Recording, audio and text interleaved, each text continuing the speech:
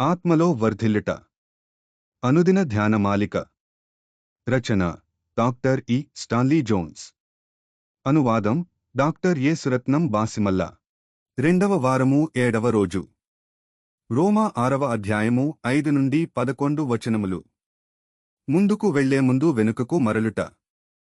నూతన విలువలకు మనము వెళ్లే ముందు మన విలువలను వెనుకకు త్రిప్పవలసియున్నాము. ఈ వచనము దానిని తెలియచేస్తుంది. ఆయన మరణము యొక్క సాదృశ్యముందు ఆయనతో ఐక్యము గలవారమైన ఎడల ఆయన పునరుద్ధానము యొక్క సాదృశ్యమందును ఆయనతో ఐక్యము గలవారమై యుందుము. రోమా 6:5. మనము సిలువ యొద్దకు వెళ్లి అక్కడ మనము ఎటువంటివారమో పరీక్షించుకునవలసి యున్నాము. మన మితిమీరిన స్వార్థము, ద్వేషాలు, గర్వము, భయాలు, దోషాలను విషయమై మరణించవలసియున్నాము. ఆయన పునరుత్థానము వలె మనము కూడా నూతన జీవితంతో తిరిగి లేవవలసియున్నాము. నిజముగా రక్షించబడి సాహసము, భక్తి కలిగి సేవకు సమర్పించుకునిన ఒక అమ్మాయి ఇక్కడ ఉన్నది. ఆమె కొంతకాలానికి ప్రక్కకు వెళ్ళింది.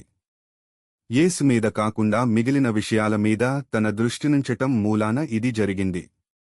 ఆ తర్వాత 8 నెలలపాటు తన పూర్వపు భయాల్లో జీవించింది. చీకటి నుండి కలుగు భయాలు, స్థలాలకు వెళ్లినందున వచ్చు భయాలు, అపజయాల వలన కలుగు భయాలు. ఇవన్నీ తన పూర్వపు భయాలు. ఇవి తనమీద రాజ్యమేలటం ప్రారంభించాయి. తన స్థితిని తెలుసుకున్న ఆమె మరలా యేసుమీద దృష్టినుంచటం వలన తన భయాలను గూర్చిన 8 నెలల బానిసత్వము పోగొట్టుకుంది. ఆమె ఇలా చెప్పిది, నేను తిరిగి యేసుమీద దృష్టించి ప్రార్థించాను. యేసు తానే నన్ను పట్టుకున్నాడు కాబట్టి భయాలు వెళ్ళిపోయాయి. మరుసటి దినము ఆమె లేచి వెలుగు సరిగా రాని నా హృదయములోనికి నీతి సూర్యుడు ఉదయించాడు. నేనిప్పుడు తిరిగి స్వతంత్రురాలినయ్యానని చెప్పింది. మద్యం త్రాగుచూ అర్థం లేని గొడవలతో కాలక్షేపము చేసే భార్యాభర్తలు ఇక్కడున్నారు. ఒకరోజు వారి గొడవ ముదిరి విడాకుల కోర్టు వరకు వెళ్ళింది.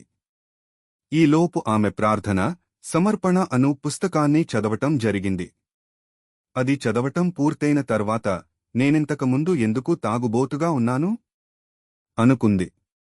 ఆమె భర్త ఇంటికి వచ్చి అర్థము లేకుండానే గొడవ పెట్టుకోటానికి ప్రయత్నించగా ఆమె ఎదురు మాట్లాడకుండా మౌనం దాల్చింది.